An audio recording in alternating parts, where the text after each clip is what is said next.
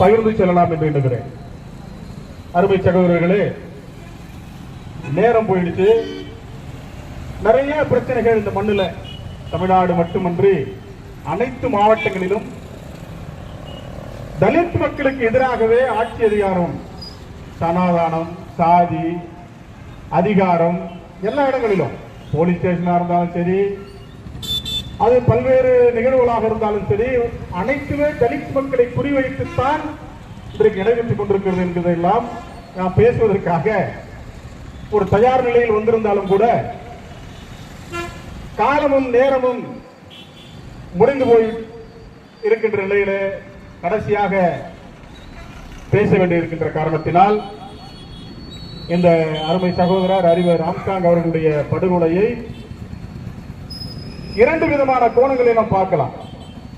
இதுல CBI, central investigation பியூரோன்னு சொல்லக்கூடிய, bureau of investigation சொல்லக்கூடிய அந்த சிபிஐ கொடுத்தோம் அப்படின்னு சொன்னீங்கன்னா, இதுல பாரதிய ஜனதா கட்சியினுடைய பொறுப்பாளர்கள், பாரதிய ஜனதா கட்சிக்கு பண பரிவர்த்தனை செய்கின்றவர்கள், பாரதிய ஜனதா கட்சியிலே தன்னை ஐக்கியப்படுத்திக் கொண்டிருக்கின்றவர்கள், சனாதனத்திற்கு தலைமையேற்று நடத்தி கொண்டிருக்கின்றவர்கள் எல்லாம் இந்த கொலைக்கு பின்புறமாக இருக்கிறார்கள். இங்க திராவிட மாடல் என்று சொல்லக்கூடிய ஆட்சியை எடுத்துக்கொண்டு சொன்னால், அது சிபிசிஐடி, தமிழ்நாட்டினுடைய காவல்துறை இதை விசாரிக்க வேண்டும் என்று சொன்னால், இது திராவிட முன்னேற்ற கழகம், அனைத்து இந்திய அண்ணா திராவிட முன்னேற்ற கழகம், தமிழ் மாநில காங்கிரஸ், பல்வேறு இயக்கங்களை சார்ந்திருக்கின்ற பல்வேறு கட்சிகளை சார்ந்திருக்கின்றவர்கள் எல்லாம் இந்த படுகொலையிலே சம்பந்தப்பட்டிருக்கிறார்கள். இவர்கள் சொல்றான் ஆர்வத்ரான் சொல்றான், ஆர்வத்ரா கோல்டு கம்பெனி தான் இந்த படுகொலைக்கு காரணம் என்று சொல்லுகிறார்கள். எனக்கு முன்பாக பேசிய நம்முடைய சகோதரர்கள் எல்லாம் சொன்னாங்க, அண்ணனை போய் ரவுடின்னு சொல்றாங்க அப்படின்னு சொல்லிட்டு. நாங்கெல்லாம் ரவுடி தான், தலித் மக்கள் எல்லாம் ரவுடிகள் தான் இல்லைன்னு சொல்லல, நாங்க சும்மா தான் இருப்போம். கொஞ்சம் 10ஆம் கிளாஸ் படிச்சவன பக்கத்தில் இருக்கிற மாற்று சமூகத்தை சார்ந்து இருக்கிறவனுக்கு கண்ணு உடுத்தோம், முடிச்சாமி மோகம் இப்படி படிச்சுக்கிட்டு இருந்தா ஒரு பேண்ட் சட்டை போட்டு போறான், ஷூ போட்டு போறான், டூ வீலர்ல போறான், கார்ல போறான், பொறாம வரும். இது வரைக்கும் ஆண்ட வீட்டுக்கு பின்னாடி சோறு வாங்கிட்டு இருப்போம், ஆண்ட வீட்டுல ஏதாவது கஞ்சி வாங்கிட்டு இருந்திருப்போம், ஆண்ட வீட்டுல ஆண்டை சாதி வீட்டுல ஏதாவது ஒரு செஞ்சிருப்போம். நல்லா படிக்கின்ற போது பேண்ட்ல சூத்து கிழிஞ்சு போன பேண்ட போட்டுட்டு தான் பள்ளிக்கூடத்துல போய் படிச்சிருக்கிறோம். இப்ப இதெல்லாம் பார்க்கின்ற போது என்னடா இப்படி கிடந்த போயிடும், இப்படி விட்டாலும் சொல்லிட்டு ஒரு பொறாமை வரும். இன்னும் குறிப்பா சொல்ல போனோம் சொன்னா, காவல்துறையிலே பணியாற்றி கொண்டிருக்கிற ஆதிக்க சாதிகள், சாதி வரி பிடித்தவர்கள் எல்லாம் தலித் முன்னிலை பார்த்து புறப்படுறான், இவன் புறா வந்துட்டான், அவன் புறா வந்துட்டான், இவன் ரொம்ப சொல்றான் மாப்பிள்ள, இவனை பிடிச்சி உள்ள போடுறான்னு சொல்லிட்டு. இப்படி எல்லாம் அப்ராணி சப்ராணிகளாக இருந்த தாழ்த்தப்பட்ட ஒடுக்கப்பட்ட விளிம்புநிலை மக்களிலே முன்னணிகளாக இருக்கக்கூடியவர்கள், முன்னேறி கொண்டிருக்கின்றவர்கள் வழக்கு பதிவு செய்யப்படுறான், அவன் ஒன்டன் போடுறான், அவன் வழக்குகளை தொடர்ந்து பதிவு செய்யறான். உடனே ஒரு ஹிஸ்டரி ஷீட் ஓபன் பண்றான். ஒரு தலித் தாழ்த்தப்பட்ட சமுதாயத்தை சார்ந்தவன் ஒரு போலீஸ் எழுந்து பேசக்கூடாது நினைக்கிறான், எழுத்து பேசுறியா, உடனே வழக்கு போடுற. உடனே 2 போலீஸ் அதிகாரத்தை வைத்துக் கொண்டு 10ஆம் கிளாஸ் படிச்சிருப்பா. ஆனா ஒரு பெரிய அளவுல ஏதாவது ஒரு எக்ஸாமினேஷன் டிஎன்பிசி எழுதிட்டு உட்கார்ந்திருப்பா, எம்ஏ படிச்சிருப்பா, எம்பில் படிச்சிருப்பா, பிஹெச்டி முடிச்சிருப்பா. இவனை போய் அந்த ஆதிக்கத்தை அந்த காவல்துறையுடைய அதிகாரிகளாக இருக்கக்கூடிய சாதி வரி பிடித்திருக்கின்றவர்கள் இதை செய்வான். 10 வழக்கு போடும்போது படித்தவன் ரவுடியாகத்தான் சித்தரிக்கப்படுவான். படித்திருக்கின்றவர்கள் ரவுடியாக நேரம் இல்ல, இருந்தாலும் சில விஷயங்களை சொல்லிடுறேன். ஆனால் இப்படிப்பட்டிருக்கிறவர்கள் ரவுடிகளாக சித்தரிக்கப்படுவான். இவன் மேல ஒன்று என்ன நான் கேட்கிறேன், இன்றைக்கு காவல் நிலையங்களில, இன்றைக்கு இருக்கிற சிறைகளிலே, இந்த சிறையெல்லாம் கட்டப்பட்டது எல்லாம் யாருக்குன்னு கேட்டீங்கன்னா, தாழ்த்தப்பட்டிருக்கிற, ஒடுக்கப்பட்டிருக்கிற, பிற்படுத்தப்பட்டிருக்கிற விளிம்பு நிலை மக்களாக இருக்கக்கூடியவன் தான் இன்றைக்கு சிறைகளில் இருக்கிறான். நீதிமன்றத்தில் வழக்குகளில் இருக்கக்கூடியவர்கள் யாராக இருக்கிறார்கள் என்று கேட்டால், இந்த விளிம்பு நிலை மக்களாக, விடுதலை நோக்கி பயணிக்கின்ற மக்களாக இருக்கின்றவர்களாகத்தான் இருக்கிறார்கள். யோசித்து பாருங்க, ஒரு புள்ளி விவரத்தை தமிழ்நாடு முழுவதும், இந்தியா தேசம் முழுவதும் இருக்கின்ற அந்த புள்ளி விவரத்தை எடுத்துப்பாரு, எல்லாமே தாழ்த்தப்பட்டவனாக இருப்பான், எல்லாருமே விளிம்பு நிலை மக்களாகத்தான் இருப்பார்கள், எல்லோரும் அடக்கப்பட்டிருக்கிற ஒடுக்கப்பட்டிருக்கிற மக்களாகத்தான் இருப்பார்கள்.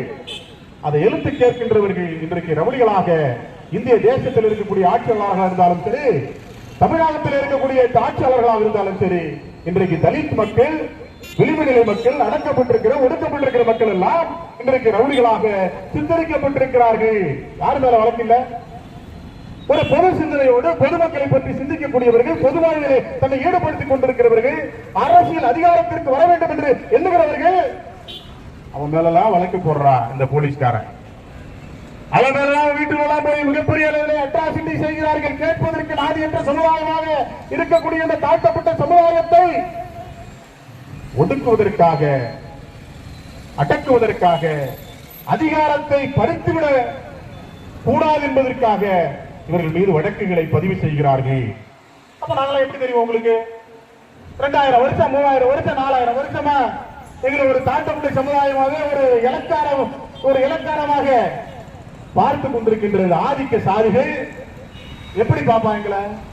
அப்படி ஆதிக்க சாதிகளாக இருக்கின்றவன் 8ஆம் கிளாஸ் முடிச்சவன், 10ஆம் கிளாஸ் முடிச்சவன், அந்த ஒரு போலீஸுடைய ட்ரைனிங்ல ஓடி தன்னை போலீஸா மாற்றிக் கொண்டவன், இதற்கு வருவாய்களை தன்னை ஒரு அரசு அந்த பதவியை பெற்றிருக்கிறவன் எப்படி பாப்பா? நம்மளெல்லாம் ரவுடியாதான் பாப்பா. எழுத்து கேட்டா நம்மளை ரவுடின்னு சொல்றான்.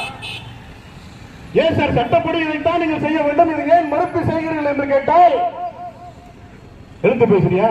உடனே அவன் மேல ஒரு எழுத்து பத்து பதினஞ்சு போலீஸ் அவன் வீட்டுக்குள்ள போறான், அவன் வீட்டை அடிச்சு உடைக்கிறான், பானை சட்டியெல்லாம் தூக்கி போட்டு உடைக்கிறான். எழுத்து கேட்கின்றவர்களை, எழுத்து பேசுகின்றவர்களை, அரசியல் அதிகாரத்திற்கு வருகின்றவர்களை தடுத்து நிறுத்துவதற்காக தன்னுடைய அதிகாரத்தை தவறாக பயன்படுத்தி இன்றைக்கு தலித் சமுதாயத்தை தமிழகம் மட்டுமல்லாது இந்திய தேசம் முழுவதும் இன்றைக்கு ரவுடிகளாக இன்றைக்கு சித்தரித்திருக்காங்க. ரவுடிகளாக இன்றைக்கு சித்தரிக்கப்பட்டிருக்கிறார். அச்சேசன் ஒண்ணு உங்க இஷ்டத்துக்கு நீங்க பாட்டு போட்டுக்கிட்டே இருக்கிறீங்க. அச்சேசன் போட்டிருக்கிறவன் யோசிச்சு பாரு. எவனாவது வம்பு சண்டைக்கு போனவனா? யாராவது ஒரு மிகப்பெரிய அளவிலே கலவரத்தை மூட்டியவர்களா?